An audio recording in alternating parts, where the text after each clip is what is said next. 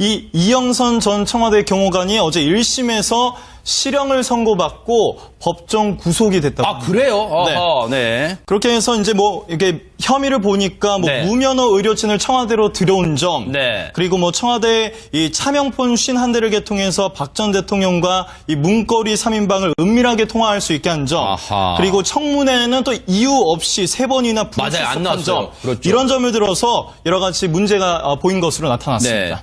손 변호사님, 그렇다고 네. 무슨 재판부가 뭐, 이 청문회 같은 거 안 나왔다고 뭐 괘씸죄 때문에 이렇게 선고하지는 않았을 거 아니에요? 그 네. 핵심적인 이유가 뭐예요, 그러면? 네, 일단 그 이영선 전 경호관은 끝까지 이렇게 주장했습니다. 나는 대통령에게 충성한 것밖에 없다. 그리고 그 충성의 결과 뭐 이런 일이 발생했다면 그거는 죄송하다라고 네. 했는데요.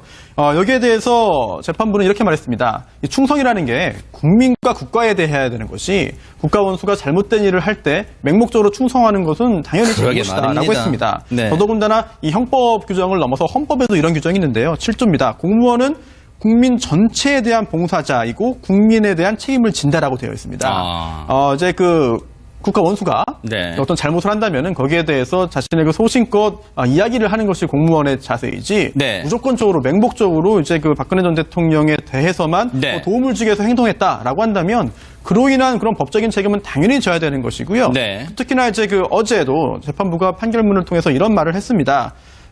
이제 그릇된 일탈, 대통령과 최순실 씨 등을 말하겠죠. 그들의 그릇된 일탈을 향해 충성심을 보였다. 이건 결국 국민을 배신한 것이고 또한 대통령에 대한 충성심이 지나쳤다. 아하. 그리고 그로 인해서 이번 국정농단 사태가 발생했기 때문에 네. 죄질이 가볍지 않다라고 했습니다. 네. 그러면서 이게 이영선 전 경호관이 여러 가지 그 비난의 중심에 놓여 있고 또 반성하지 않는 태도가 비난을 받고 있는 상황인데 근데 하지만 엄밀히 보자면 이게 의료법 위반을 방조했다는 겁니다. 네. 그렇다면 이게 일반적인 경우와 비춰볼 때 징역 1년 실형이 선고됐다는 게 네. 물론 그 이외의 위증도 있겠습니다만 낮은 수준의 처벌로 보기는 어려운 상황이거든요. 네. 여러 가지 그런 그 이영선 전 경호관의 그런 현재의 그런 그 태도까지 종합해서 네. 법원이 그 법정 구속을 하고 징역 1년형을 선고한 거고. 아하. 자, 그런데 홍순빈 아나운서. 네. 뭐 이영선 전 경호관에게 뭐 재판장이 이제 구속 전에 지금 실형이 선고돼서 이제 법정 구속됐는데 구속 전에 이제 마지막 할 말 있으면 해 보세요 했는데 이영선 전 경호관이 뭐 얘기하면서 또 법정에 한바탕 소란스러웠다는데 왜 그런 거예요? 네, 그렇습니다. 사실 주변 사람의 그릇에 대해서 이제 충성을 다하겠다, 계속해서 이렇게 얘기를 했고, 네.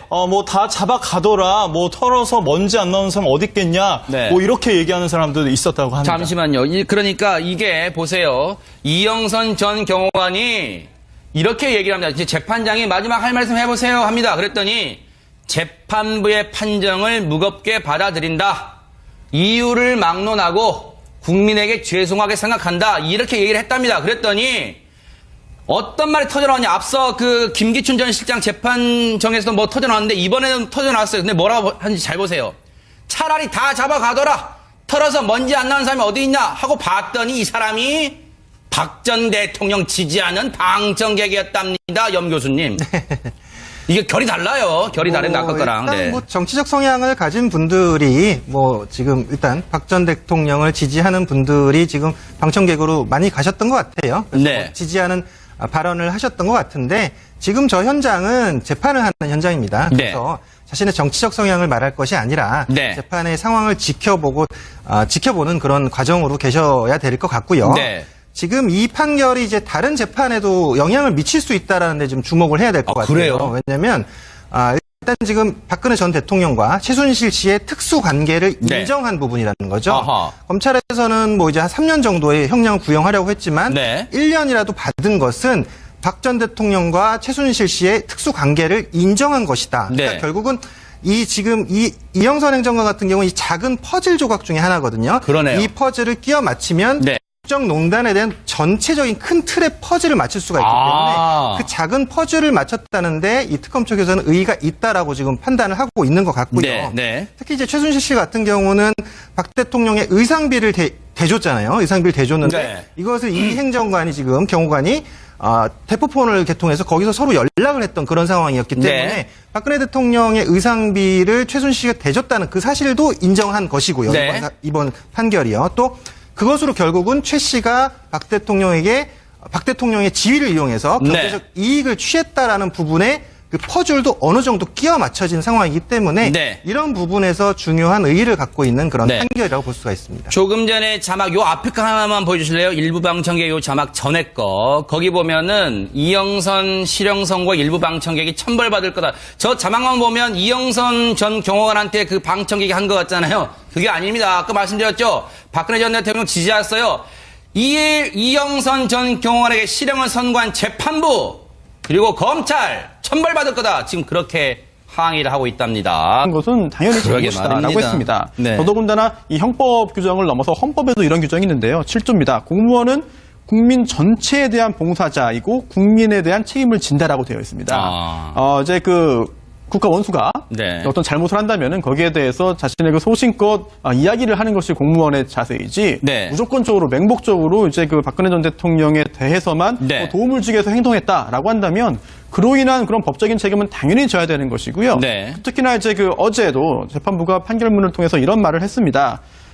이제 그릇된 일탈 대통령과 최순실 씨 등을 말하겠죠. 그들의 그릇된 일탈을 향해 충성심을 보였다. 이건 결국 국민을 배신한 것이고 또한 대통령에 대한 충성심이 지나쳤다.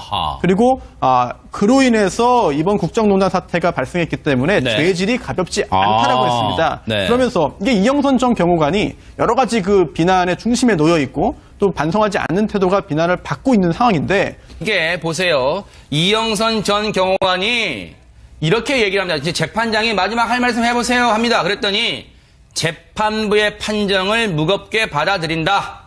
이유를 막론하고 국민에게 죄송하게 생각한다. 이렇게 얘기를 했답니다. 그랬더니 어떤 말이 터져나왔냐. 앞서 그 김기춘 전 실장 재판정에서도 뭐 터져나왔는데 이번에는 터져나왔어요. 근데 뭐라고 하는지 잘 보세요. 차라리 다 잡아가더라.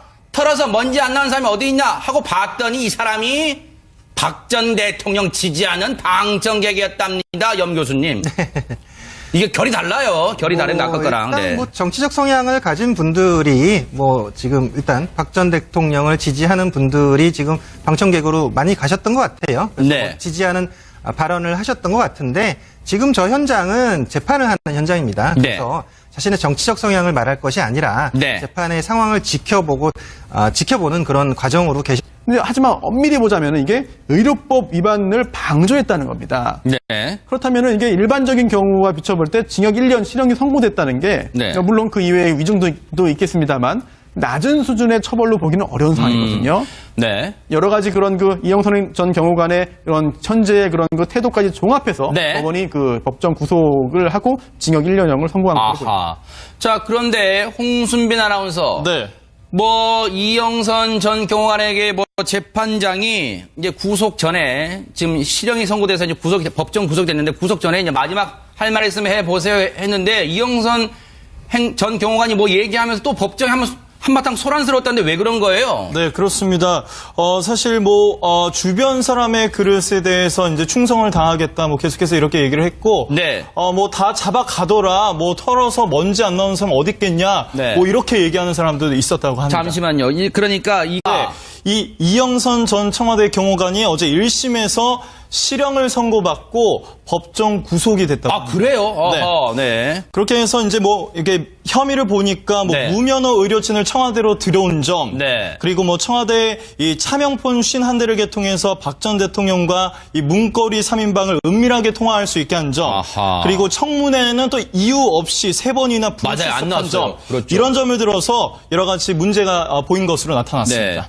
손 변호사님, 그렇다고 무슨 재판부가 이 청문회 같은 거 안 나왔다고 괘씸죄 때문에 이렇게 선고하지는 않았을 거 아니에요? 그 핵심적인 이유가 뭐예요, 그러면? 일단 그 이영선 전 경호관은 끝까지 이렇게 주장했습니다. 나는 대통령에게 충성한 것밖에 없다.